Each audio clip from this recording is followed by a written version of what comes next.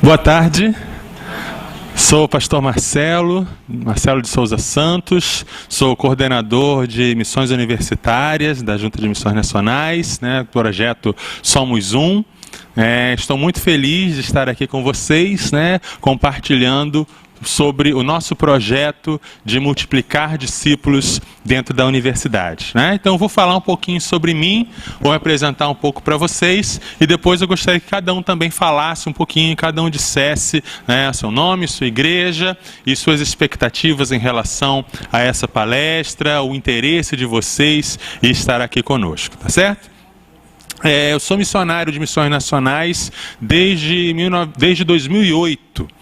Eu e minha esposa Simone, eu já trabalhava como capelão do Corpo de Bombeiros do Estado do Rio, eu sou carioca, e nós nos apresentamos então para missões nacionais e nós fomos enviados para o interior de São Paulo, cidade de São José do Rio Preto, para plantar uma igreja lá.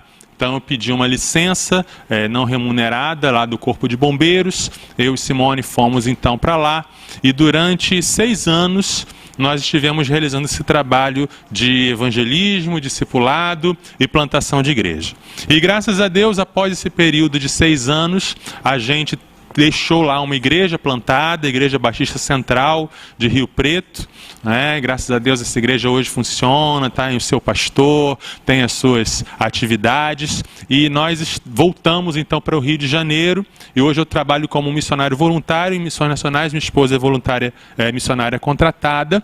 E foi feita essa proposta para eu estar trabalhando com esse projeto de missões universitárias, de evangelização, discipulado dentro das universidades, treinamento e capacitação para o discipulado dentro das universidades. E tem sido um prazer, tem sido um desafio, e eu vou compartilhar um pouco com vocês esses sonhos.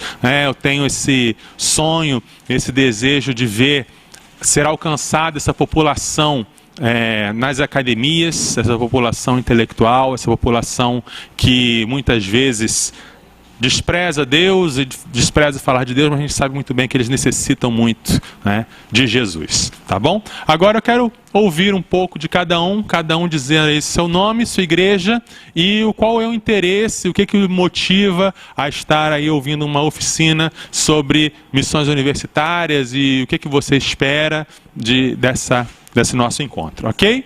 Começando ali, fala aqui no microfone para poder ser captado o áudio, E aí quem puder chegar perto aqui do microfone para ir passando, tá?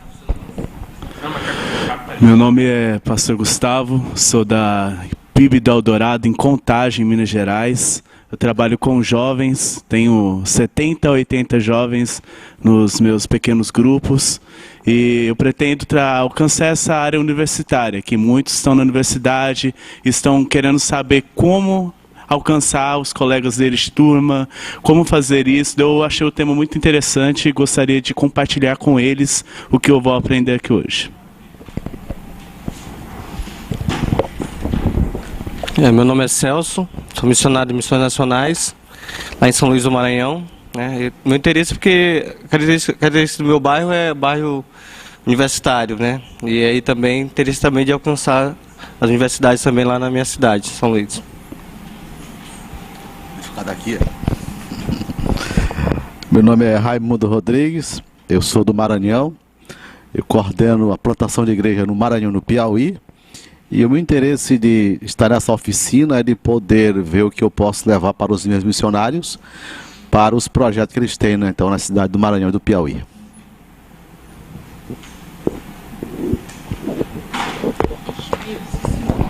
Meu nome é Mariana, sou da 2ª Igreja Batista em Laranjeiras, aqui no estado.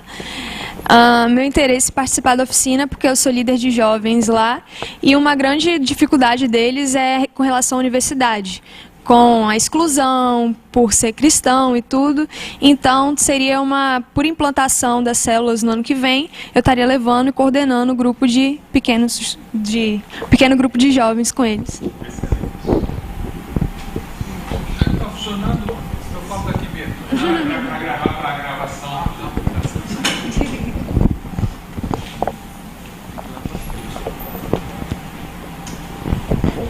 Meu nome é Eupídio, sou pastor da 2ª Igreja Batista do Plano Piloto e estou interessado em saber como é que é a estratégia aí específica para universitários. Meu nome é Rafael, eu sou pastor de juventude da Igreja Batista Boas Novas, Cuiabá, Mato Grosso, e tenho muito interesse em saber como acontece essa dinâmica pela igreja ser situada entre algumas universidades da cidade. Meu nome é Helena, sou missionária aqui no Brasil há mais de 30 anos e eu estou aqui acompanhando a Marta para ser a intérprete dela, para quando ela não entender alguma coisa eu posso falar. Mas eu também amo muito os universitários e estou querendo aprender também com o irmão. Soy Marta, viví 2 años en España y ahora vivo en Alemania.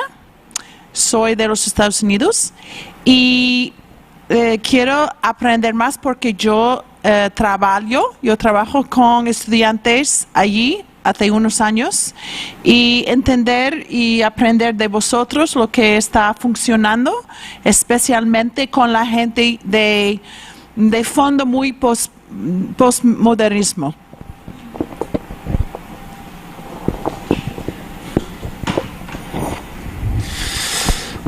Boa tarde, né?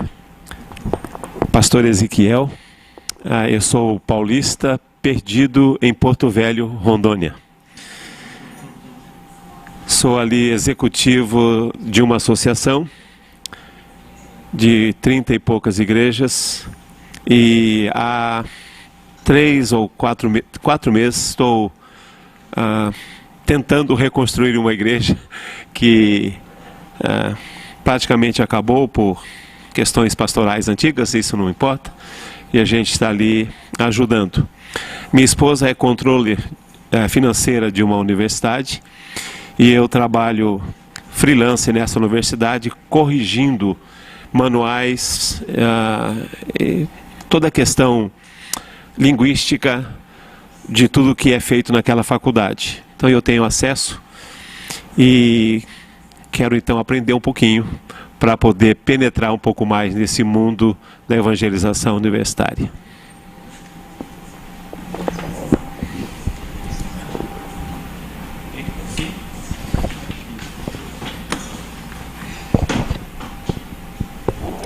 Meu nome é Lidiane, eu sou da Primeira Igreja Batista do Colina Azul, em Aparecida de Goiânia, Goiás. Meu interesse na palestra, a gente tem um grupo já na faculdade e eu estou aqui para aprender mais, para a gente poder melhorar, agregar, né, e abordar melhor os universitários de lá. Meu nome é Álvaro, sou do Maranhão e eu estou aqui porque eu sou universitário e a maioria dos meus amigos não são crentes, têm essas dificuldades. Eu gostaria de saber estratégia para, junto com os outros que são crentes, podermos, com fé, levá-los a Cristo. Boa tarde a todos, sou o pastor Jair, pastor de jovem da Igreja Evangélica Batista aqui em Linhares. Tenho 2 filhos, um já está na universidade e outro vai agora o próximo ano. E tenho interesse nesse trabalho, ainda no ensino médio, eles já desenvolvem um trabalho na escola, no ensino médio, e penso que poderão desenvolver também na universidade. Sou pastor de jovem de mais de 200 jovens, pelo menos 70% estão na faculdade. Então, tenho interesse que eles desenvolvam esse trabalho lá. Boa tarde, meu nome é Wellington Gonçalves, eu sou seminarista na Primeira Igreja Batista em Rio Bonito. E meu interesse em participar da oficina é porque eu trabalho com jovens universitários e inclusive sou líder também de PGMs. Meu nome é Heloísa, sou líder de PGM e estou pegando a liderança de juventude. Temos alguns universitários, aprender a falar um pouco mais a linguagem. Meu nome é Rodrigues, eu coordeno um dos setores de missões do estado do Paraná. E nós estamos implantando já por esse ano ou ano que vem o processo com universitários. Então o interesse é aprender e também desenvolver isso no estado do Paraná.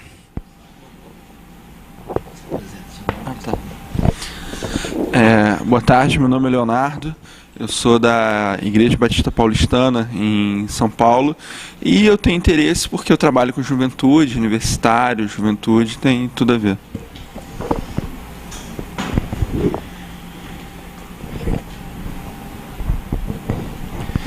Eu me chamo Juan, sou da Bahia, de Paulo Afonso.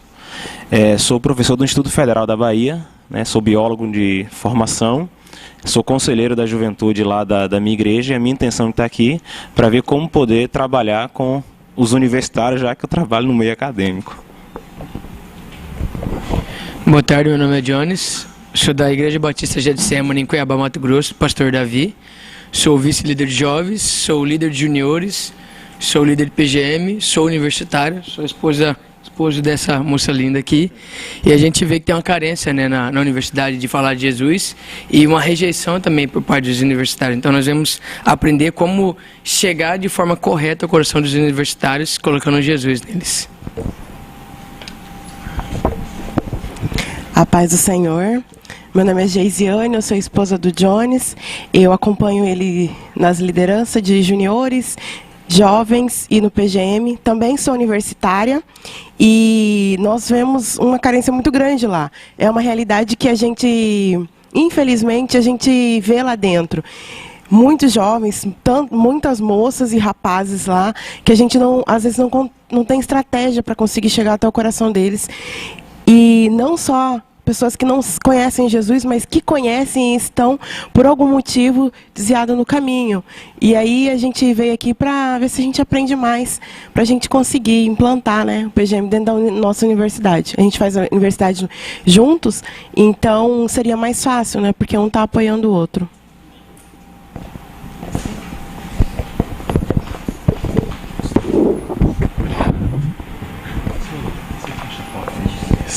Gente, eu fico muito empolgado, né, com os relatos de vocês, com os testemunhos de vocês, porque eu vejo que a gente está na mesma vibe, né? A gente está na mesma sintonia, a gente está no mesmo interesse, na mesma perspectiva. Queremos alcançar os universitários. Vemos essa grande necessidade. Então, eu creio que vai ser um momento muito bom, muito importante das nossas vidas, tá? Vamos, nesse momento, fechar nossos olhos, vamos fazer uma oração. Pai, eu quero te agradecer por esse grupo que se reuniu aqui. Eu quero te pedir, Senhor, que o Senhor dirija esse nosso momento, que o Senhor fale através de nós, que possamos juntos, Senhor, aprender e desenvolver técnicas para realmente alcançar e compartilhar o Teu Evangelho, Senhor. Queremos mais do que aprender coisas, queremos ser impactados por Ti, ser usados por Ti, ó Deus. Abençoa, Pai, este projeto, abençoa este nosso momento, em nome de Jesus. Amém. Amém. Deixa eu ver aqui a tomada, acho que não está.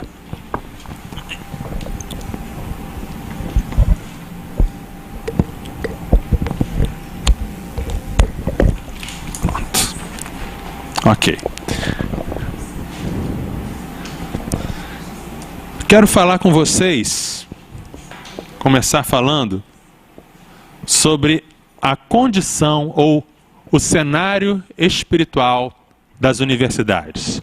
Esse é um cenário que vocês que já estão interessados, que já trabalham com isso, conhecem muito bem. Em fevereiro desse ano, um rapaz foi encontrado morto numa festa universitária na cidade de Bauru, São Paulo. E ao fazer a biópsia do corpo dele, descobriu-se que ele tinha ingerido pelo menos 30 doses de vodka. Né? Era uma daquelas festas em que a brincadeira era, se você errava a brincadeira, tomava uma dose. E vocês que convivem ou que têm interesse de conviver com o ambiente universitário sabem que isso não é a exceção. Isso é a regra. Né? Eu recebi um bilhete de um rapaz no congresso que nós fizemos, o primeiro congresso Somos Um, foi agora em agosto, lá em Salvador, e eu recebi um bilhete que dizia assim, fui criado no Evangelho, estou na universidade e não sei o que fazer. Já na minha chegada, no meu trote, eu fui obrigado a ingerir bebidas alcoólicas, porque senão eu teria que fazer obscenidades. E nesses 6 meses que eu estou na universidade, já recebi mais convites para festa do que durante a minha vida inteira. Né?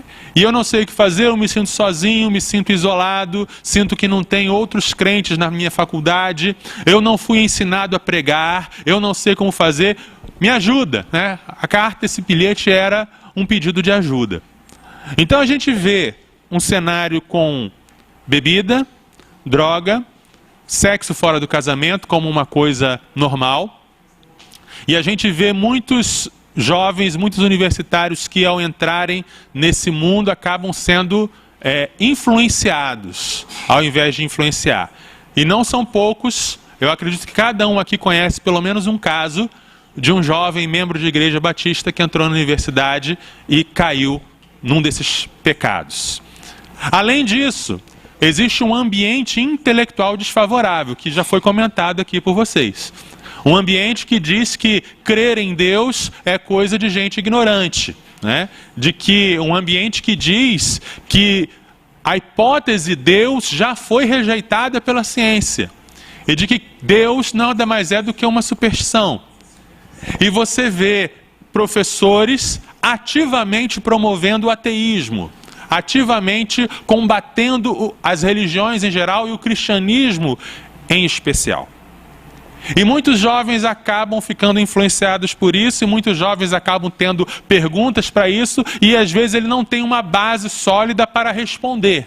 Às vezes ele não tem uma base sólida para se firmar. E há casos de jovens, de universitários, que abandonam a fé, abandonam o cristianismo, passam a se declarar ateus ou passam a não ter religião. E ainda tem um terceiro grupo de pessoas, um terceiro cenário, que é o universitário que consegue resistir à droga, resistir à bebida, resistir ao sexo fora do casamento, resistir ao ateísmo e se mantém inteiro até o final do curso, e na formatura dizem, ufa, ninguém me descobriu, né? Graças a Deus, né? E passa o ano inteiro resistindo, mas resistindo como um 007, um agente secreto de Jesus, sem influenciar, sem fazer diferença, sem dar testemunho na universidade. Alguém poderia olhar para esse cenário, né, o cenário da bebedeira, do ateísmo, do crente calado, e pensar, que cenário desolador, né? Que cenário desalentador, que coisa terrível, e ficar imobilizado, e ficar prostrado, sem achar uma saída. Eu, particularmente, eu olho para esse cenário e digo, que belo campo missionário, né? Tem uma história que no século XIX, uma fábrica de sapatos mandou 2 funcionários para a Índia, que eles estavam estudando a possibilidade de abrir uma filial, uma filial na Índia, uma fábrica lá de sapatos. E aí os 2 funcionários foram e fizeram um reconhecimento do local e mandaram seus relatórios por carta. E o primeiro dizia na sua carta, não venham para cá de jeito nenhum. Se vocês vierem, vocês vão perder dinheiro. Aqui, a Índia não é um mercado para vocês. Aqui, ninguém usa sapatos. E o segundo funcionário mandou uma carta dizendo, venham para cá imediatamente. Cada segundo que vocês estão longe daqui, vocês estão perdendo dinheiro. Aqui é um mercado promissor. Aqui, ninguém tem sapatos. Então, a maneira como você olha para a coisa determina a maneira como você vai agir. Em Missões Nacionais, a gente tem olhado para as universidades como um cenário, gente, ali ninguém tem Jesus. Então é ali que a gente tem que entrar. É ali que a gente tem que mais e mais agir. Souza, dá uma ajuda aqui que não estou conseguindo ligar o notebook na tomada, aí não está carregando. Vê se você consegue colocar aí, ou ver se acha algum, ou colocar naquela outra tomada ali. Isso. Muito bem. Tem um adaptadorzinho ali, se você precisar, tá? Graças a Deus, irmãos, nós nem precisamos orar para Deus mandar trabalhadores para essa seara, né? Porque Deus já levantou os trabalhadores. E os trabalhadores para essa seara são os milhares de cristãos que a cada semestre entram nas universidades, né? Nós já temos os missionários. Nós já temos a força de trabalho, tá? O objetivo do Somos Um é despertar e capacitar o cristão universitário para que ele cumpra sua missão, de fazer discípulos na universidade. Esse é o nosso objetivo, tá? Nós não temos condições no momento de colocar um missionário de missões nacionais em cada universidade do Brasil. São centenas de instituições. Mas nós temos sim condições de treinar e capacitar cada cristão que está lá, para ele fazer diferença. Para ele não apenas resistir, para ele não apenas passar inteiro e chegar ao final do curso crente ainda, mas para ele fazer discípulos, para ele multiplicar, para ele fazer pequenos grupos. Essa é a visão do projeto Somos Um. Amém? Eu queria deixar vocês bem à vontade para fazerem perguntas, comentários, tá? Eu gosto de interação, não gosto de eu falar sozinho. Então, a qualquer momento que sentirem vontade, que quiserem comentar, perguntar, podem falar. Tá legal? O projeto Somos Um tem 3 áreas de atuação, tá? Que áreas são essas? Uma é a área intelectual, que é a área justamente do combate ao ateísmo, é a área de fornecer argumentos apologéticos para o jovem, para o cristão universitário. Por quê? Porque ele vai entrar em um conflito. Ele vai entrar em uma guerra de cosmovisões. Ele vai entrar em um confronto em que tudo o que ele aprendeu na igreja, na escola bíblica dominical e em casa, tudo vai ser questionado. E ele precisa estar preparado, como diz 1 Pedro 3,15, para dar resposta a todo aquele que lhe pedir a razão da sua fé. Então a nossa área intelectual é isso, a gente vai fornecer materiais, a gente vai indicar materiais, a gente vai indicar recursos para que o jovem, para que o universitário, ele saiba dar resposta, ele saiba as razões da sua fé. Nós sabemos que o cristianismo é uma fé racional, nós sabemos que o cristianismo não é um salto no escuro, não é algo puramente emocional, mas nós cremos porque temos razões para crer. Nós cremos porque confiamos em alguém que é confiável. E esse alguém que é confiável falou conosco, nos revelou a sua vontade de uma maneira que a gente entende com a nossa mente. Na palavra de Deus temos vários versículos em que Deus diz: vinde e arrazoemos, vamos debater, vamos conversar, vamos ver os argumentos. Jesus, ele o tempo todo trabalhou com a mente. Então queremos mostrar que a fé cristã é racional. Queremos mostrar os argumentos e dar os recursos para que o universitário tenha essas respostas. Uma das ferramentas que a gente tem para isso é o True You, né, que já está à venda no nosso stand, está à venda na nossa livraria. Tá? True You, verdade na universidade. Esse projeto é um projeto do Ministério Focus on the Family, né, que é um ministério norte-americano. E ele consiste justamente são aulas em DVD, aulas em vídeo, em que um professor, um renomado professor, Stephen C. Meyer, que ele é biofísico, ele é filósofo da ciência, ele é um historiador, ele é um PhD, e ele vai apresentar as evidências científicas para a existência de Deus. Tá? Esse é o primeiro volume da coleção True You, que nós estamos aí. Que é justamente, Deus existe? Então são 10 lições, 10 aulas de meia hora de duração, e que nessa aula, em cada aula ele vai falar sobre a astronomia, vai falar sobre as leis da física, vai falar sobre o DNA, vai falar sobre... Mas será que é possível que a vida tenha surgido por acaso? Vai falar sobre as constantes universais que possibilitam o surgimento da vida. Enfim, todo tipo de argumento científico que aponta que existe um designer inteligente, um projetista para o universo. E que Deus não é um delírio, como dizem os neo-ateus, como dizem os missionários neo-ateus que já existem. Então, é uma aula bem profunda, é uma aula que, quando você estiver passando isso para a sua igreja, alerte para os seus universitários que é para levar papel e caneta e prestar muita atenção, que o negócio vai fundo, tá? Esquenta a cabeça mesmo, tá? É alto nível de debate, é alto nível de argumentação, vai lá na química, vai lá no DNA, vai lá em relatividade, Einstein, vai tudo isso. Então é negócio bem profundo, bem sério, com conteúdo mesmo, tá? Como é feito esse material? a igreja adquire o DVD, o conjunto dos DVDs, tá? E aí pode formar uma classe de escola bíblica dominical, ou um pequeno grupo, ou vários pequenos grupos de jovens e adolescentes. E aí cada aula tem 30 minutos. E o restante do tempo é para o debate em grupo. Vai haver perguntas, tem perguntas no DVD em PowerPoint, perguntas para reflexão do grupo. Então 30 minutos de assistindo o vídeo, 30 minutos ou mais debatendo, estudando, e ao final desse tempo o jovem vai estar preparado para responder essa pergunta. Deus existe? Ele vai dizer sim, Deus existe e eu posso lhe mostrar as evidências disso. Tá? Esse é o primeiro volume da série que a gente tem. A partir do ano que vem queremos traduzir os outros volumes da série.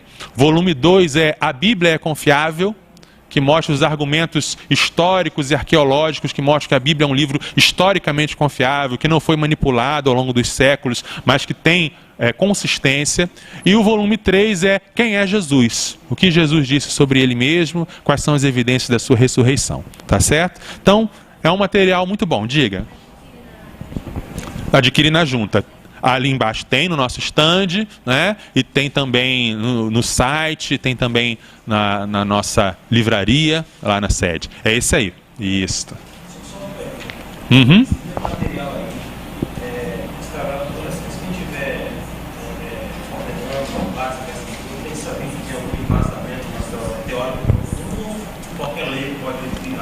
O vídeo já é autoexplicativo.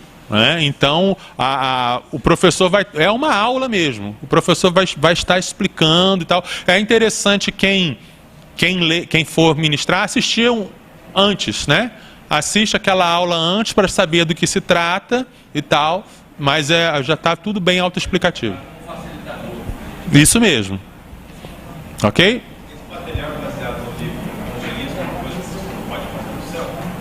Eu não conheço esse livro, não. Esse material é desse Ministério Focus on the Family.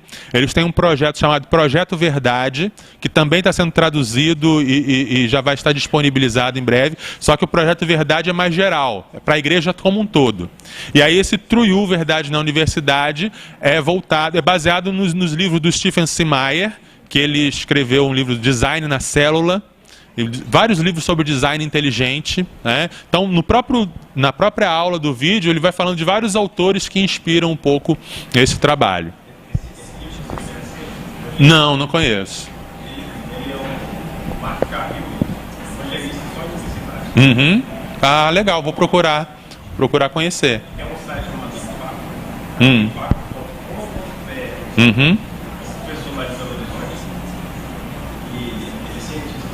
Uhum. Excelente. Maravilha. Tá certo? A segunda área de atuação do Somos Um é a área moral. É aquela área que tem a ver com os padrões morais, os padrões de santidade. É a prevenção a essa queda moral, né? Na embriaguez, nos vícios, nas drogas, no sexo fora do casamento. Então a gente quer trabalhar essa questão, tá? E aí surge aquela pergunta: por que universitários se afastam da moral cristã? Por que acontece esse fenômeno da pessoa que era um membro de igreja, embaixador do rei, mensageira do rei, cantava na equipe de louvor e tal, aí chega na universidade e algum tempo depois já está em todas as festas, já está chegando em madrugada bêbado, já está se drogando, já está com vários namorados por semana e etc. O que acontece? Algumas razões. Primeira, falta de conversão. Essa é uma razão que a gente tem que levar em conta. A gente tem que ser sincero e entender que muitas vezes a pessoa se afasta da moral cristã porque nunca foi cristão. Simplesmente isso. Ele foi criado na igreja, ele se batizou porque os seus amiguinhos se batizaram, mas fora desse ambiente controlador, fora do olhar vigilante dos pais e do pastor, ele não tem razão nenhuma para seguir aquele código de conduta moral. Então isso é uma coisa que a gente tem que levar em conta, até mesmo pelo nosso princípio batista, da competência do indivíduo. Esse é um princípio batista que a gente pouco fala. Nós batistas cremos que cada um é competente diante de Deus. E cada um dá a sua resposta diante de Deus. E às vezes o nosso ministério a gente quer muito carregar a pessoa nas costas, sendo que as pessoas têm que tomar uma posição. E diante da pessoa que nunca se converteu, o que se deve fazer? O mesmo que com qualquer outro. É pregar o evangelho e orar por ela, né? Mas se a pessoa não quiser, né? E aí não sei qual é o posicionamento teológico de vocês, arminiano ou calvinista, mas seja qual for o posicionamento, né? Se Deus não escolheu, ou se a pessoa não usar o seu livre-arbítrio, em qualquer situação, não há nada que a gente possa fazer, além de orar e pregar a palavra. Tá certo? Às vezes a gente fica se matando, né, por pessoas que simplesmente não entregaram suas vidas a Jesus e não querem fazer isso. Isso é um ponto. Ok? Um motivo. Outro motivo é o pouco cultivo da vida espiritual. Às vezes a pessoa é convertida, mas ela chega na universidade e as pressões dos trabalhos e os estresses e as novas responsabilidades e o novo estilo de vida fazem com que a pessoa vá se descuidando das disciplinas espirituais, vai se descuidando da oração, vai se descuidando da leitura da palavra, vai se descuidando da comunhão com a igreja. Às vezes a pessoa vai para uma cidade fora da sua igreja de origem, longe da sua igreja de origem, e não procura uma igreja local perto para ter comunhão. E tudo isso vai funcionando como uma falta de imunidade espiritual. E vamos ficando vulneráveis aos vírus oportunistas espirituais. E aí a tentação vem. E aí a tentação a gente tem que entender e admitir que tentação, pecado, é algo gostoso. Se não fosse, ninguém pecava, não é? A tentação sempre vai aparecer como algo sedutor, como algo bonito, como algo atraente. Então, se não houver esse cultivo da vida espiritual, isso vale para cada um de nós, pastores, líderes, missionários. Se nós não cultivarmos a nossa vida espiritual, estamos no perigo de cair. Aquele que está de pé, cuidado para que não caia. Isso é válido para todas as pessoas, todas as situações, né? Nesse sentido, o que podemos fazer? Orar, aconselhar, estimular, né? Olha, você precisa cuidar da sua vida espiritual. Estou aqui para te ajudar se você quiser. Tá? O terceiro motivo é a pressão do grupo. Muitas vezes o universitário, o jovem, ele está ali. Nós somos seres sociais, fomos criados para viver em relacionamento. Quando Deus criou Adão, e Adão, um homem perfeito, sem pecado, num relacionamento pessoal e íntimo e sem barreiras com Deus, sem morte, sem doença, sem nada, Deus falou, está faltando alguma coisa. Não é bom que o homem esteja só. Então fomos criados para relacionamento, fomos criados para viver interagindo. E muitas vezes o universitário ele se sente só, se sente isolado, se sente sem as suas raízes, se sente sem um grupo, e às vezes ele sente que precisa se adequar ao novo grupo onde ele está. E às vezes ele negocia os seus valores, negocia os seus princípios para ser aceito pelo grupo. E acaba fazendo coisas que ele mesmo sabe que são erradas, mas ele entra no grupo para não se sentir só, para não se sentir isolado, para não se sentir fora desse grupo. O que podemos fazer diante disso? Uma resposta são os PGMs, os pequenos grupos multiplicadores universitários. Ou seja, se eu preciso de uma convivência social, e se essa convivência social que eu estou encontrando aqui está me levando a pecar, o que eu preciso fazer? É ter um grupo em que eu vou ter essa convivência social, em que eu vou ter o companheirismo, em que eu vou ter essa amizade, mas esse grupo vai me ajudar a me manter na influência do caminho certo e não no caminho errado. Então, o PGM ele tem uma função muito mais forte na área do evangelismo e do discipulado, que a gente vai ver mais para frente, mas ele acaba tendo também essa função de um pastoreio, de prestação de contas, serve um pouco como a igreja na universidade. Então ele acaba tendo essa função também. Exatamente. Exatamente. Exatamente. Você convive com pessoas que estão passando pela mesma situação que você, os mesmos problemas, então há uma troca de experiências, há um desabafo, acaba funcionando um pouco como AA, NA, né, os grupos aí de autoajuda, né, de pessoas que estão com o mesmo problema. Ó, tô aqui na universidade, tô passando pelo mesmo sufoco. Mano, eu também.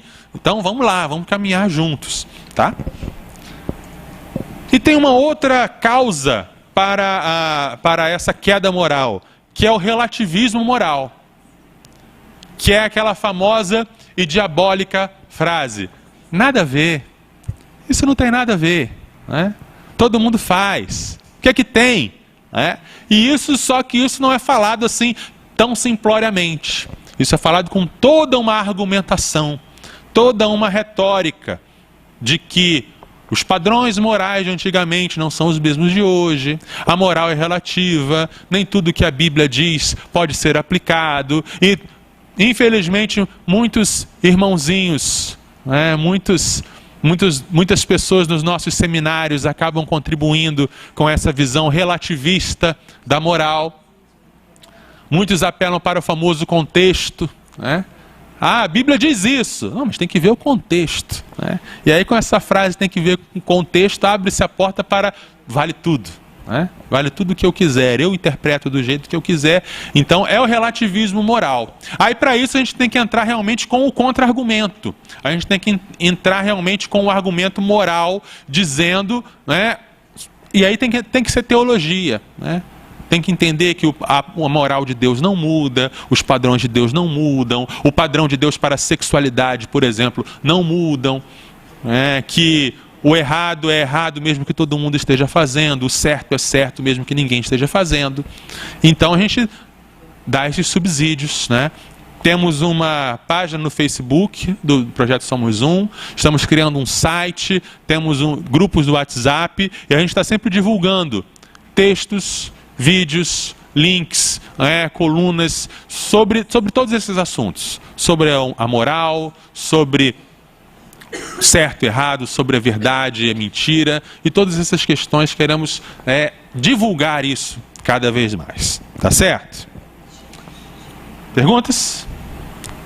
E a nossa terceira área de atuação é a área missional. É a área que tem a ver com o que estamos falando nesse congresso. É a área que tem a ver com relacionamento discipulador, tem a ver com evangelização, tem a ver com pequenos grupos, tem a ver com alcançar, discipular, multiplicar. É a área de realmente não apenas ficar na defesa, mas partir para o ataque. Não apenas resistir na fé e resistir na moral, mas partir para dentro e multiplicar e fazer discípulos dentro da universidade. Tá? O melhor defesa e ataque, né? Quem não faz leva, então a gente quer realmente levar essa batalha para o campo do inimigo. Tá certo? Amém? Como é que funciona a área missional? Existe um processo, existe um trilho, né? Preparar, enviar, alcançar, acolher e aperfeiçoar. Preparar. A igreja prepara o seu jovem, o seu adolescente, a sua pessoa que vai ser um universitário.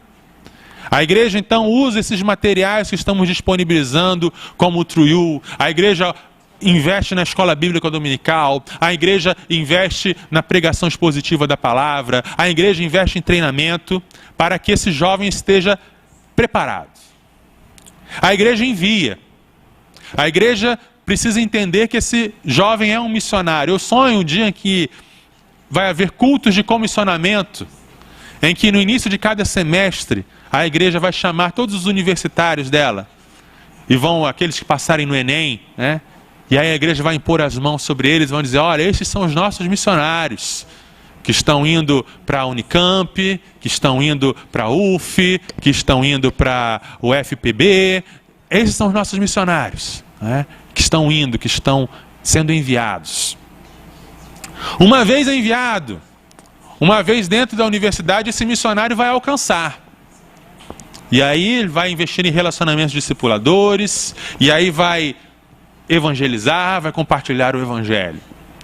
E à medida que ele evangeliza, que ele vai fazendo discípulos, ele vai acolher esses discípulos. Ele vai unir esses discípulos em pequenos grupos.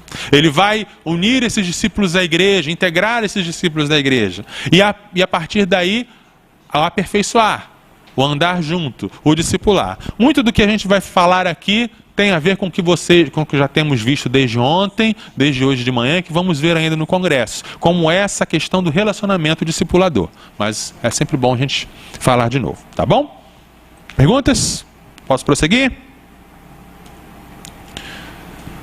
Quero falar sobre o relacionamento discipulador universitário. O tema do nosso congresso Multiplica esse ano é relacionamento discipulador. Então eu vou falar sobre o relacionamento discipulador universitário, com as características especiais que a gente vai aplicar.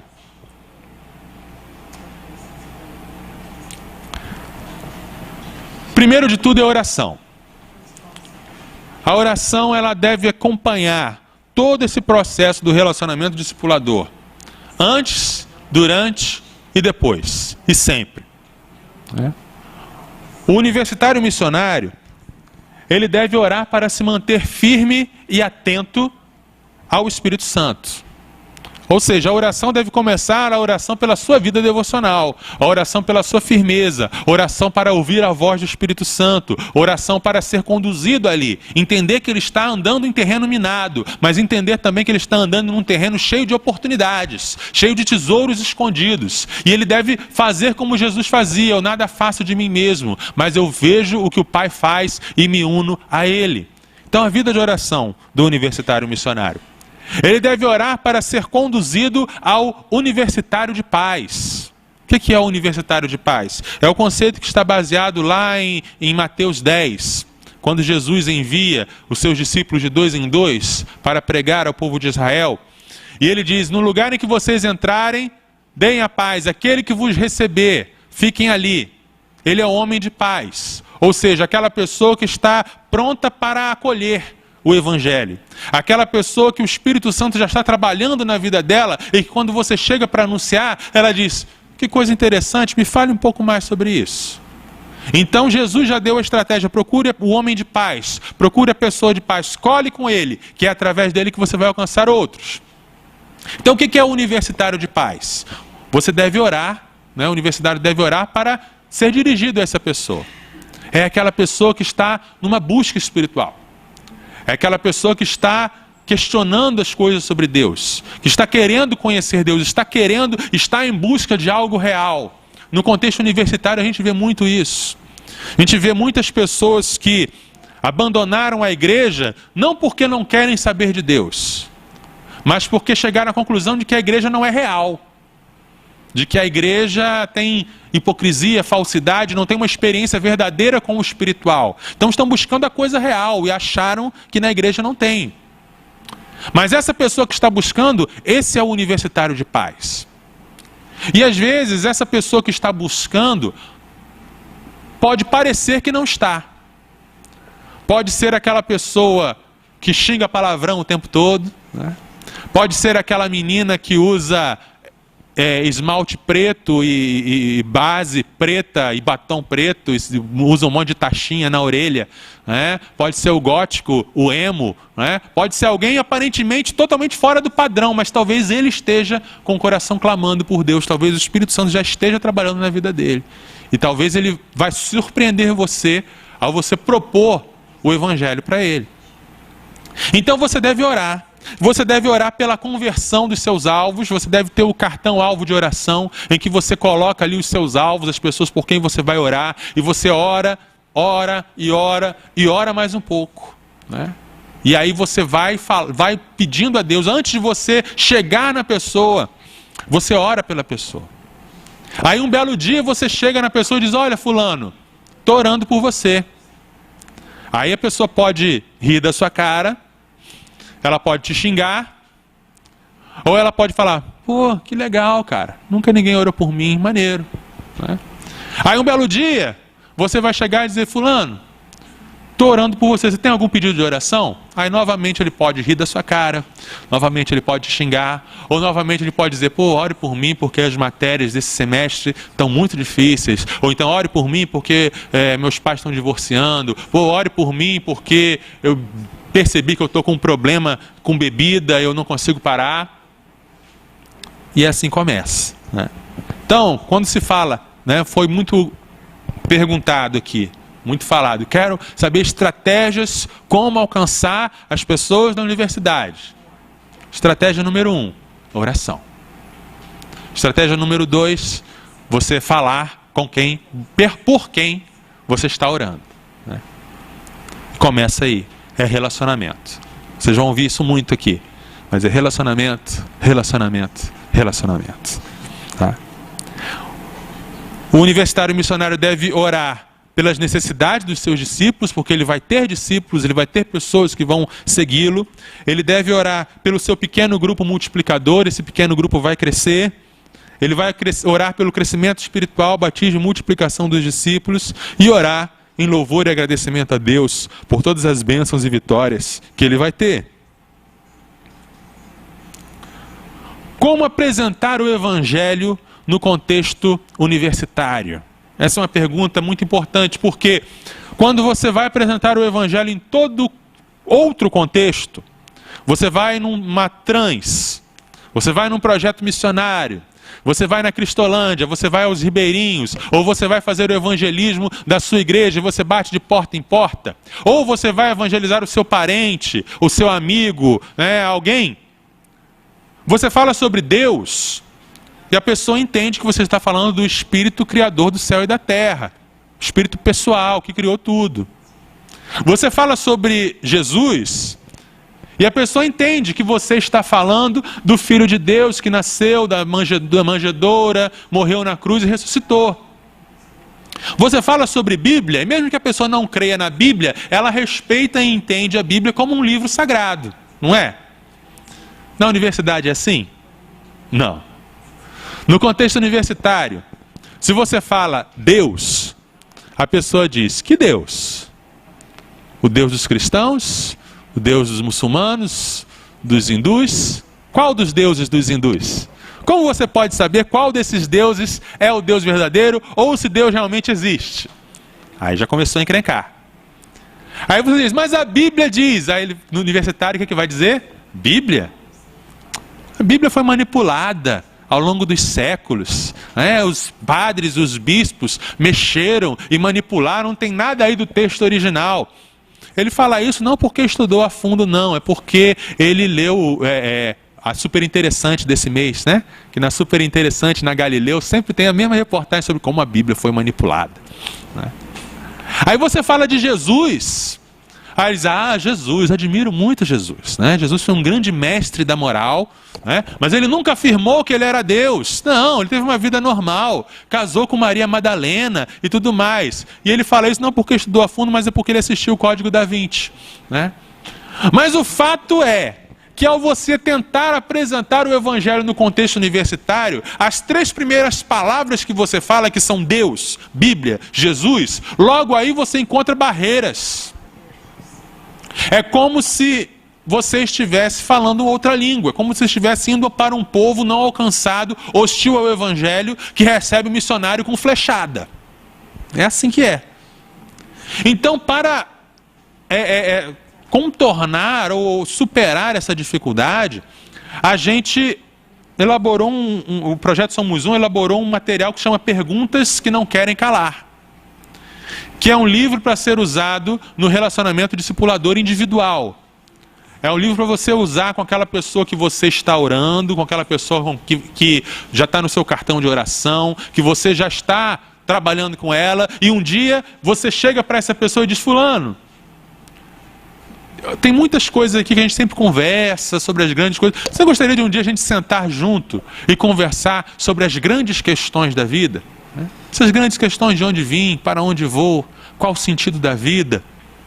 Aí a pessoa, se Deus quiser, vai topar, né? Se não quiser, você continua orando. Mas se ela topar, você vai estudar com ela esse livro. E esse livro é uma preparação para o evangelho, ainda não é um evangelismo. Você ainda não vai chegar e apresentar o plano de salvação para a pessoa, porque a pessoa ainda não tem condições de entender e aceitar o plano de salvação. Você vai preparar o terreno para isso. Quais são as lições que estão nesse livro? Primeira delas, por que cremos no que cremos? Por que você crê no que você crê? Por que eu creio? De onde vêm as nossas crenças? Segunda, Deus, um delírio. Aí aproveita um pouco o material do Truiu, de forma resumida. E nessas duas lições sobre Deus, um delírio, vai se apresentar argumentos que apontam para a existência de Deus.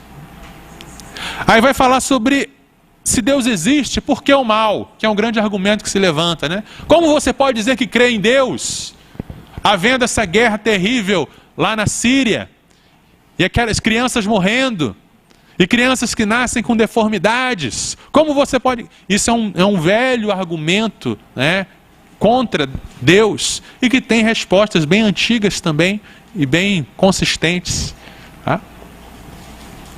A Bíblia é confiável. Quem é Jesus? O que Jesus disse sobre si mesmo?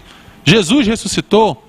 Ao final desse roteiro, e você vai ter que segurar ao fazer esse estudo com a pessoa, você vai segurar para não soltar spoiler, para não contar o final, para não querer evangelizar já de cara. Você tem que ter paciência, porque ao final desse estudo, aí sim você vai ter condições de falar: eu posso falar para você do evangelho desse Jesus que ressuscitou? Posso falar um pouco para você, baseado nessa Bíblia, que eu já mostrei para você que é confiável? Posso apresentar um pouco para você esse plano de Deus, que eu já falei para você que Deus é esse? Aí sim. Aí você entra com o Evangelho de João, aí você entra com 4 leis espirituais, aí você entra com o material de evangelismo que você achar melhor, com o seu testemunho, mas você já vai ter preparado o terreno para entrar com o Evangelho. Tá? Perguntas? E aí, você continua discipulando a pessoa, você continua acompanhando a pessoa quando a pessoa aceitar Jesus. É o seu relacionamento discipulador 1 a 1. O Raízes: relacionar, agregar, interceder, zelar pela pessoa, ensinar o evangelho e solicitar contas. E você vai acompanhar essa pessoa. E aí essa pessoa que você vai acompanhar, essa pessoa que você vai discipular, e vai ter outros irmãos talvez da sua igreja, outras pessoas também ali, aí vocês vão se juntar no pequeno grupo multiplicador universitário. Então você vê que o PGM não é o final de um processo, mas não está tão no começo assim. Que a gente às vezes quer logo começar com o PGM, A gente quer logo, tanto pastores querem logo dividir essa igreja em PGMs, quanto universitário, não, eu vou começar um PGM na minha universidade. Calma, começa com um discípulo, Começa orando por um discípulo, aí você começa tendo discípulo, aí quando tiver mais discípulos, aí sim, junta essas pessoas no PGM. Porque o que acontece muitas vezes? Quando se começa com um pequeno grupo, esse pequeno grupo muito provavelmente vai ser composto só por crentes. E muito provavelmente vai ser um culto de crentes. Que é bom. É bom? É bom. É importante? Necessário até. É importante você ter o seu grupo de crentes que se reúne para orar, para louvar, até para prestar contas. Mas isso ainda não é um PGM. Não é um pequeno grupo multiplicador. Porque no coração de um PGM existe o relacionamento discipulador. Um PGM é formado por pessoas e seus discípulos. Pessoas cristãs mais experientes e aqueles que estão começando agora, que ainda nem se converteram ou acabaram de se converter. E isso é que dá uma dinâmica totalmente diferente ao PGM.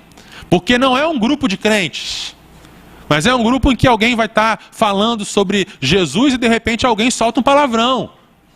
Sabe? Porque é diferente. É outra dinâmica.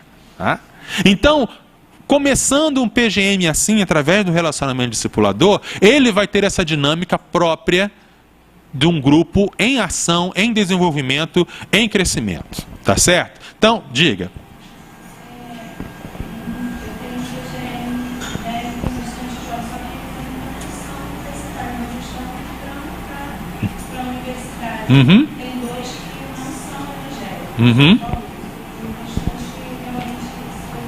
Uhum. A gente às vezes fica um pouco preocupado porque esses não são evangélicos, realmente acontece muito isso. De estar falando, de repente sai um palavrão assim, que chega para ficar da cadeira, só para tudo, né?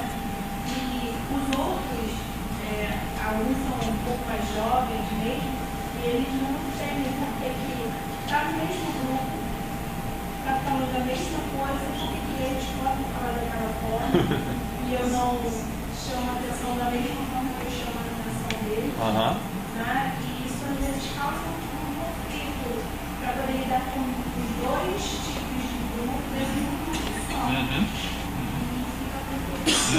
eu acho que esse é o grande desafio do PGM.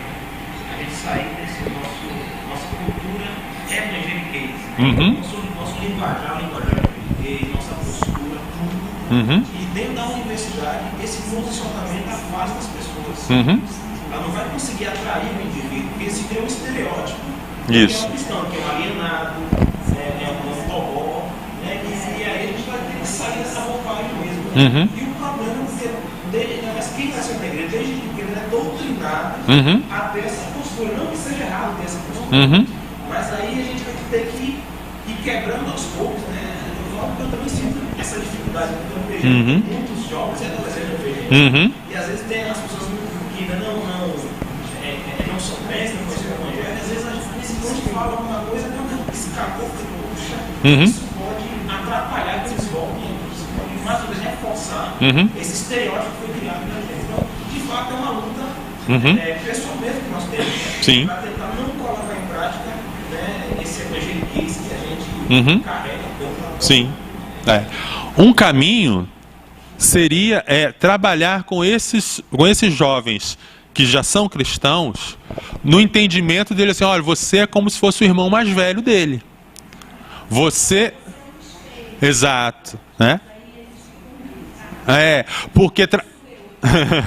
eu sou o irmão mais velho, então é um questionamento que a gente tem, né? Você tem que dar exemplo, mas por quê? Né? Mas trabalhar essa visão missionária neles, trabalhar no objetivo do pequeno grupo. Qual é o objetivo? Né? Porque também a gente não pode ficar, digamos assim, acomodados em que a pessoa fique ali, pertença ao grupo e não mude. Não, a gente quer que ele mude. A gente quer que ele tenha uma outra postura, inclusive na linguagem, mas é uma questão de caminhar, né? Então vem comigo, né? Vamos caminhar juntos e através do exemplo vai fazendo a diferença. Um exemplo, só para a gente ficar ainda nessa questão específica do palavrão, para usar como exemplo, um dia um dos roteiros do pequeno grupo pode ser sobre o versículo de não falar palavras torpes, né?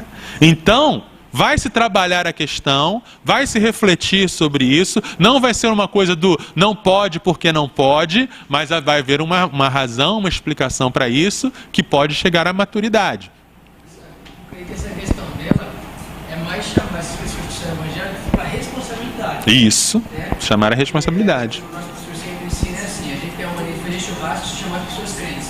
Uhum. Ninguém Então o que nós temos mudado lá vamos dar churrasco, vamos. Chama aqueles que não é crente. Isso. E aí, mas eles vão beber, deixa eles bebam. Isso. O nosso modelo de vida, ele vai falar, pô, eu tenho que parar porque ele não faz dessa maneira. Isso. Eu acho que as pessoas evangélicas, é diferente dele. Exatamente. Quando Mateus se converteu, né, e chamou seus amigos para receberem Jesus, foi uma festa cheia de bebedeira e Jesus estava lá no meio, né, e criticaram Jesus por isso. Mas ele estava lá. Diga.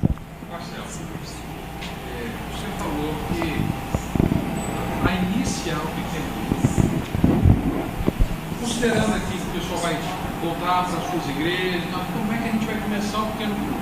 Você está falando que é para estimular os universitários crentes da igreja a começar a ter um relacionamento com o discipulador. Perfeito. Mas não existe a orientação de formação do pequeno grupo de universitários da igreja para chamar esse pessoal do ambiente do pequeno grupo. A ideia eu já vi acontecer em vários lugares, em várias situações.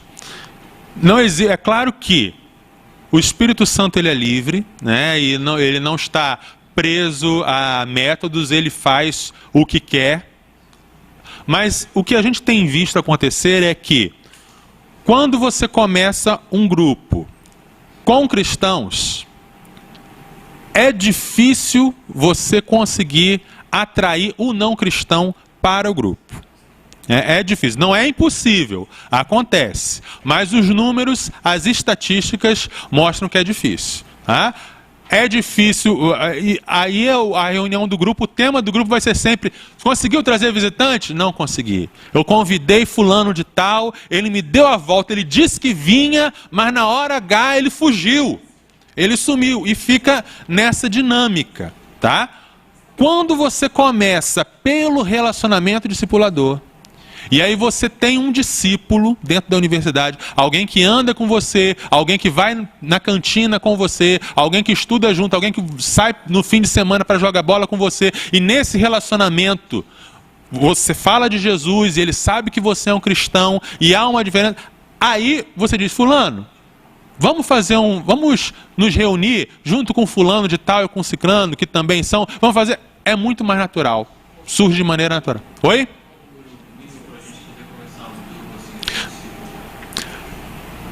O número mínimo, você ter 3, né?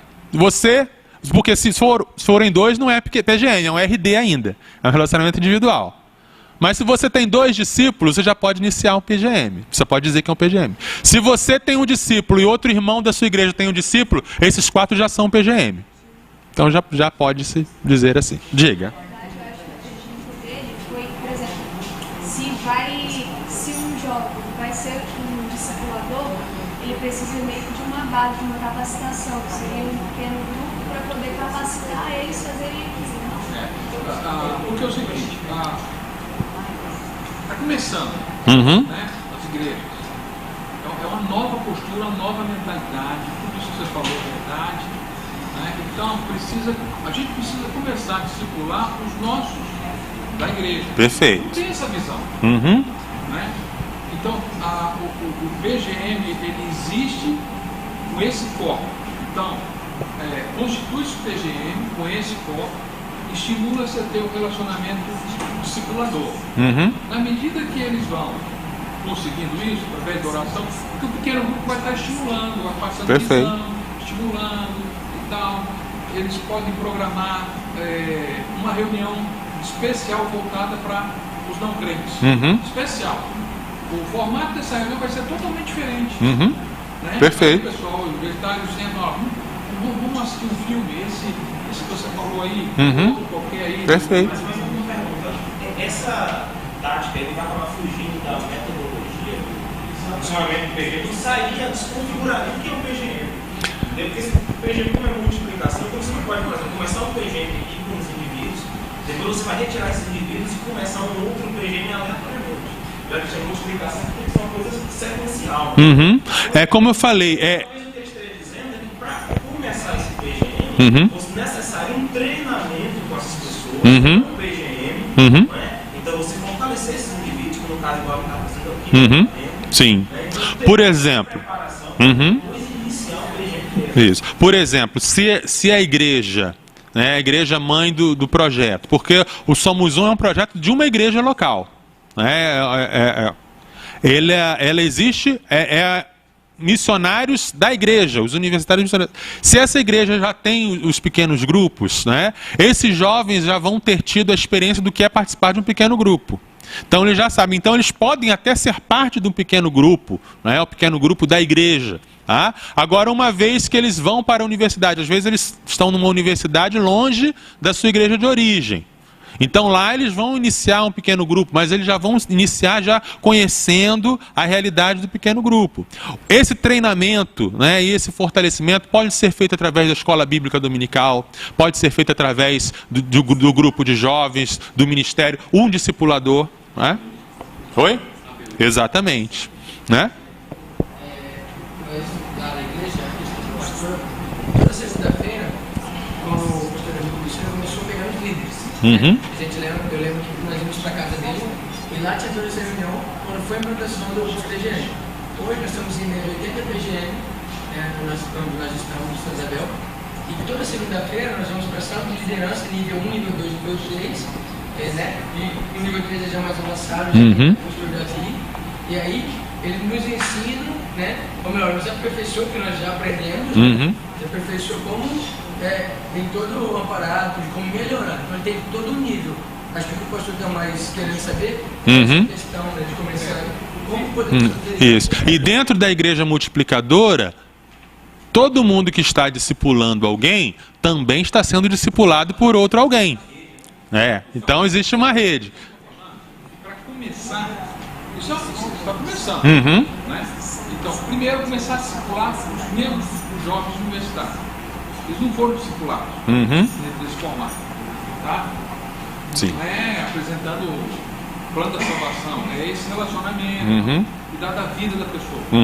Agora, eu acredito que precisa haver sempre, continuamente, esse treinamento que eles fazem aqui. Eu tenho lá na igreja toda terça-feira. É o TNT, treinamento de líderes e discipuladores. Sim. Então, está continuamente sendo jogada essa visão, entusiasmado para que ele faça isso. Isso. E ele já tem os seus pequenos grupos, porque funciona como uma célulazinha para dar o início. Exato. Então, passando essa visão, e eles começam a ter esse relacionamento com eles na prática, e aqui nesse pequeno grupo é que ele está recebendo essa motivação. Isso. Porque numa igreja multiplicadora, já vou passar a palavra para você, irmão. Numa igreja multiplicadora, ela começa com um PGM piloto, né, em que o pastor é o líder desse grupo e ele se reúne com essa liderança. Mas mesmo esse PGM piloto, se eu não estou enganado, ele também já deve ter não crentes, né? Porque eu sou pastor da igreja e eu estou discipulando meu diácono, estou discipulando o outro irmão ali, mas como eu pastor, começa em mim a visão. Então eu tenho que ter o meu discípulo também, o João da padaria, que é meu amigo, e que eu estou andando com ele, que eu jogo futebol com ele, eu já estou discipulando ele. E aí eu já convido-o para o meu PGM. E o meu diácono, que também eu estou discipulando ele também está discipulando alguém, o vizinho dele. Então, mesmo o PGM piloto, ele deve ter a visão multiplicadora e deve ter essa visão aberta para o não cristão. Tá? Pelo menos é assim que eu entendo, talvez. O irmão aqui, depois ele. No Paraná, a gente constatou nas nossas 405 igrejas de pregações uma situação estarrecedora. Nos últimos 5 anos, a taxa de crescimento do Paraná é entre 1,5% e 2% menos das igrejas batistas. Então, está havendo um grande esvaziamento. E aonde está o gargalo? É na fase da adolescência. Sim, obrigado. Nós perdemos eles nesta fase, porque não estão batizando nem os filhos dos crentes. É o que nós constatamos lá, isso tem um diagnóstico feito, damos estado inteiro, descobrimos isso. E a minha pergunta que eu faço para o irmão é nessa linha. Qual é a estratégia do Ministério Somos Um e quais são as ferramentas para apresentar para essa igreja isso aí já no ensino médio, não lá na universidade? Porque também já perdemos muita gente lá, certo? Essa é a primeira pergunta. A segunda pergunta é como a gente difundir isso, né? Como a gente fomentar. Eu que você está aqui, como fazer isso nas realidades dos estados? Qual é a estrutura de vocês? Quais são os mecanismos que você oferece para a gente dinamizar isso e oferecer em âmbito estadual? A gente pensou com as coisas, eu gostaria de ouvir a sua opinião, como é que a gente pode trabalhar isso? Sua colocação é importantíssima. Essa parte do Truiu, por exemplo, da preparação, já deve começar no ensino médio. Né? Porque a gente foca nos universitários, mas a gente também engloba o ensino médio, ou seja, a preparação, antes de você entrar na universidade, a pessoa já deve estar preparada. E a gente engloba também os professores universitários, que são uma força importantíssima. Então, os professores também estão dentro do Somos Um. Eles também fazem parte do Somos Um. Tá? E a divulgação é justamente através de polos estratégicos, não é? Por exemplo, porque isso tudo está muito novo, gente. O que eu estou falando para vocês... O projeto Somos Um foi lançado oficialmente no dia 14 de agosto de 2015. Então, 2015, 2 meses atrás. Então isso aí é novíssimo, está saindo do forno agora, vocês vão queimar a mão se vocês pegarem. Então, vocês são os multiplicadores. Tá? As pessoas que estiveram no Congresso Somos Um em Salvador em agosto, já foram os primeiros multiplicadores. Vocês são os multiplicadores. As pessoas que acessarem o nosso site e adquirirem os materiais são os multiplicadores. Porque os materiais que a gente está disponibilizando são muito autoexplicativos. Tá? O DVD True You tem as instruções ali que você vê, é sentar e colocar e fazer. O Perguntas que Não Querem Calar, você dá na mão da pessoa para a pessoa fazer. Os roteiros dos pequenos grupos têm esses roteiros especiais para os pequenos grupos multiplicadores universitários, é sentar, seguir e fazer. E fora isso, temos a página do Facebook, o site, estamos tentando criar uma comunidade virtual, não é, para divulgação, para trocar ideias. E a ideia é isso, é ir divulgando. E o que eu puder eu ir nos lugares e fazer palestras e treinamentos, eu estou aí também à disposição. Mas a gente está criando uma ondinha assim que vai crescendo e a gente vai crer que vai alcançar tudo. Sim? Estou precisando aqui de um clamor, de um grito que vem lá do campo, né? A gente acaba vendo essa realidade do Estado, de Goiás. 68% das igrejas do Pará têm dentro de si mesmos. E algumas delas com 20 também, de poder ser realidade do Brasil. Isso nos preocupa muito.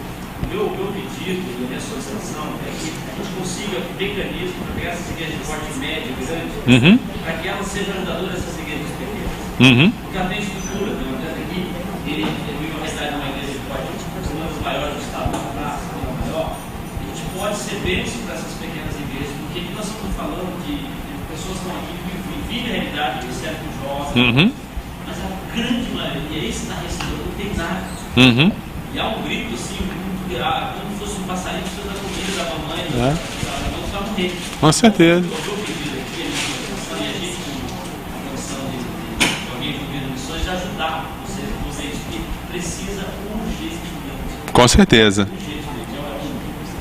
Com certeza. Tá? Diga.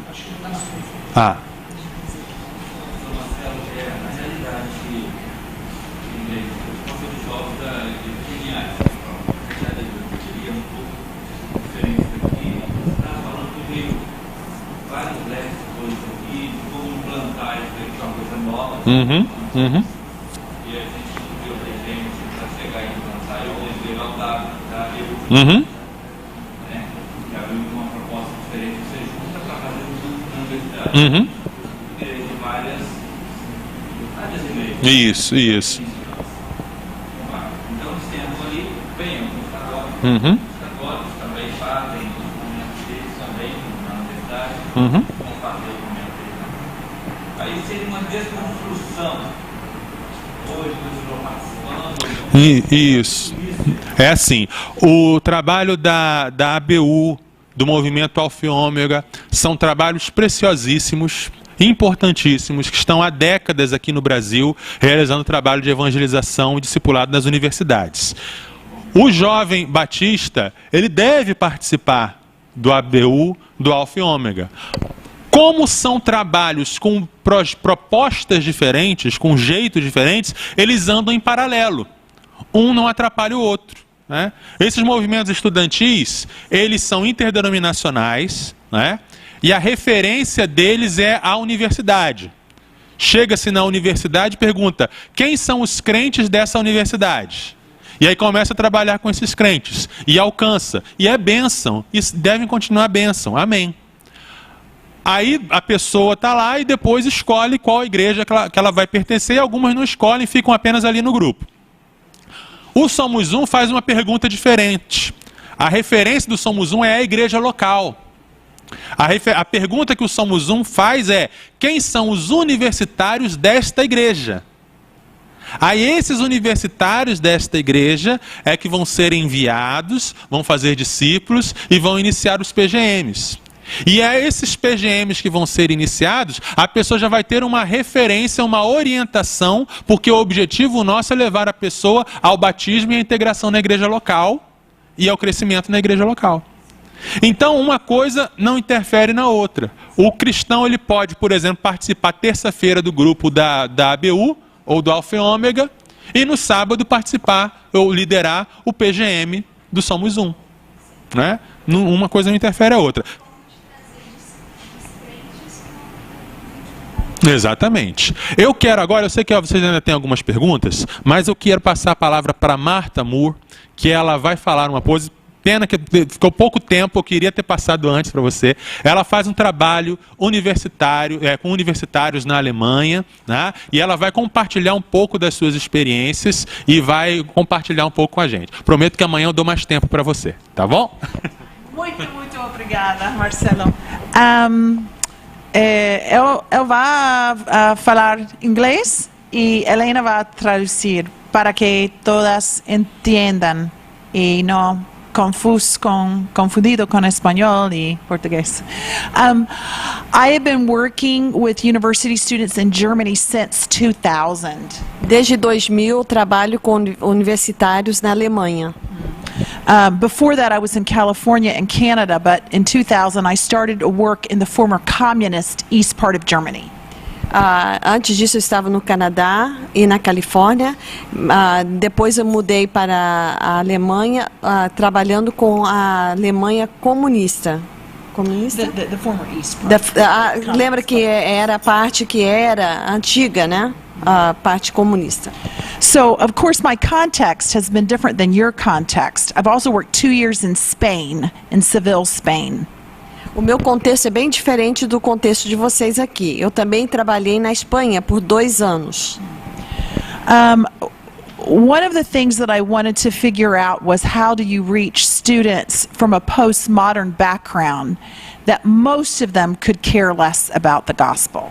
O que eu precisava descobrir é como atingir pessoas que já vivem num contexto pós-moderno para alcançá-los com o evangelho. And also, how can these student outreaches work alongside church planting or actually start churches?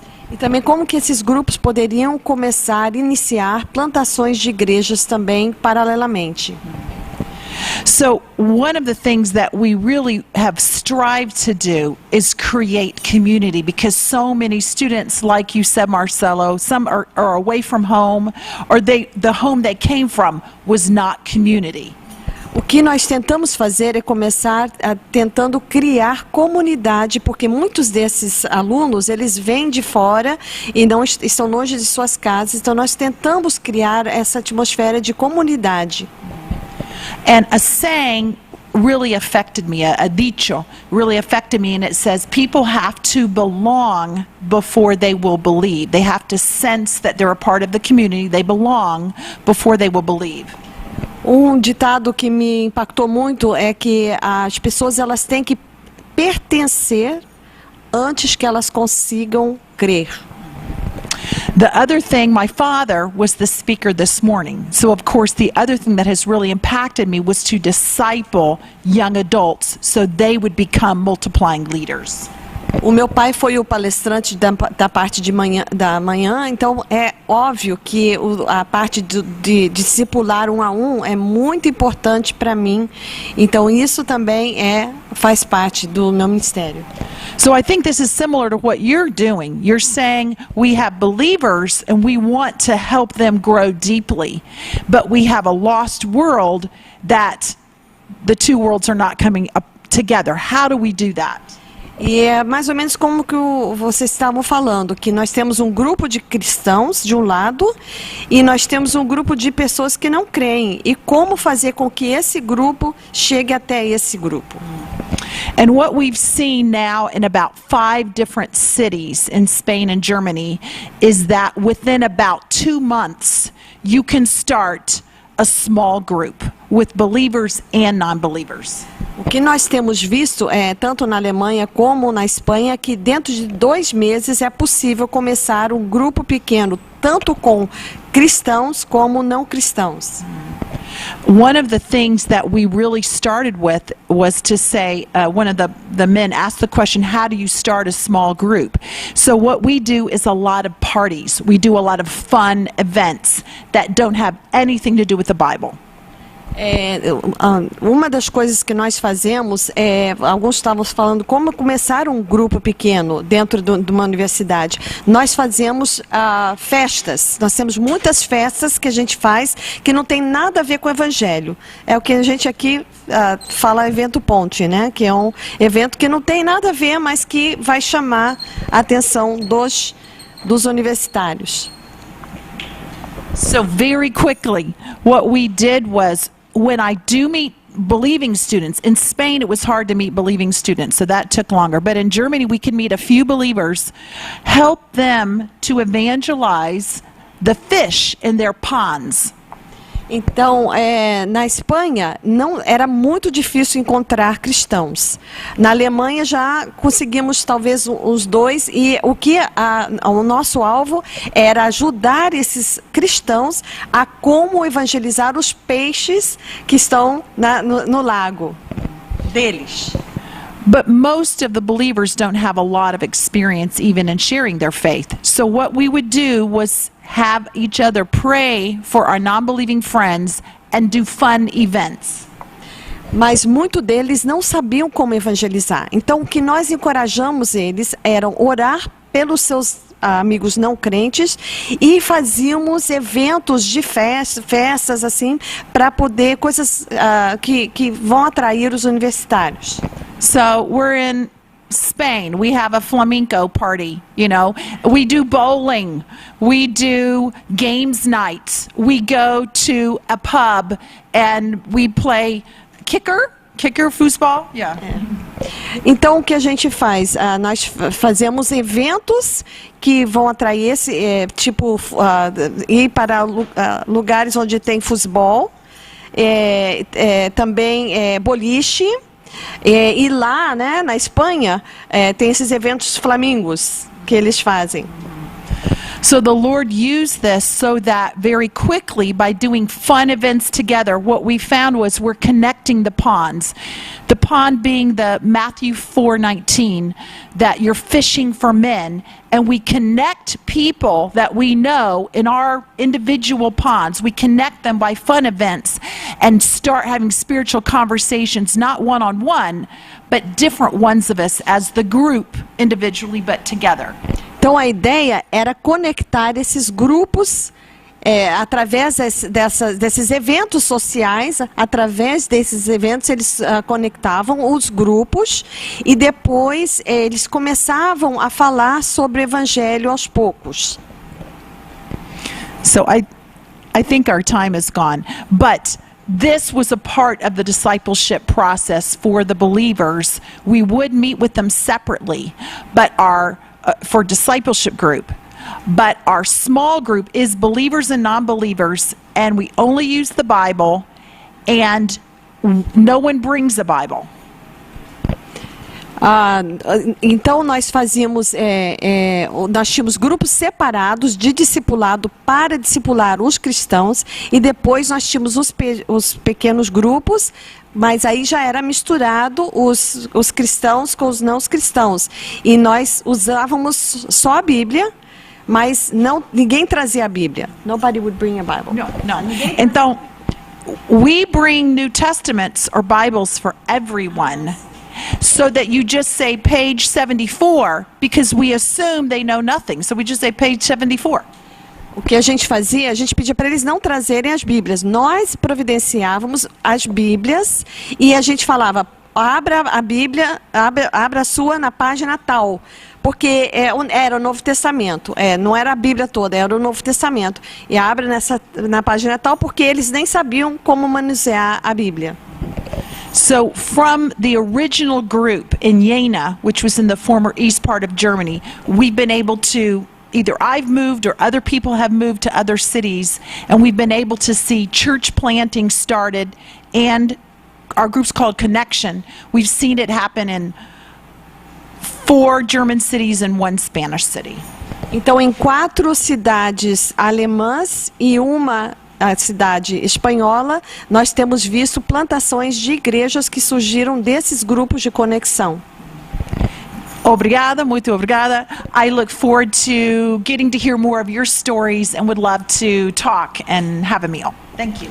Obrigada, e eu quero ouvir das histórias, as histórias do seu ministério também, e talvez ter momentos nas refeições que possamos aprender juntos. Thank you very much. Gente, também nosso tempo já se esgotou, né? Tenho certeza que tem muitas coisas que gostariam de perguntar, né? Eu digo mesmo que vamos conversando aí nas mesas de refeições, vamos aprofundando as ideias. A gente está construindo juntos. Então todas as ideias, todas as sugestões são muito bem-vindas, tá? E a gente quer aperfeiçoar, a gente conta com vocês para multiplicar essa ideia do Somos Um. Amém? Vamos ficar de pé e vamos orar? Deus, obrigado por esse momento. Obrigado porque o Senhor tem colocado em nossos corações a paixão por ganhar os universitários para Jesus, por fazer diferença, Senhor, e por despertar essa grande massa que está muitas vezes adormecida e desorientada, para que eles virem o jogo e para que o Teu nome seja glorificado nos meios acadêmicos e intelectuais. Abençoa, Pai, a nossa denominação, abençoa as nossas igrejas, abençoa-nos na implementação deste projeto, ó Deus. Às vezes nós ficamos tão empolgados e tão desafiados diante das necessidades que nós queremos fazer tudo agora. Mas nós sabemos, ó Pai, que tudo deve ser feito no Teu tempo. Mas não queremos também perder a hora, Senhor. Não queremos também deixar o tempo passar. Então usa-nos, Senhor, usa o nosso entusiasmo, usa a nossa vontade, usa a nossa inteligência, usa tudo que temos e que somos para alcançarmos este povo universitário para Ti. Abençoa-nos, esteja conosco, abençoa as nossas vidas, nossas igrejas e nossos ministérios. Em nome de Jesus, amém. Deus abençoe.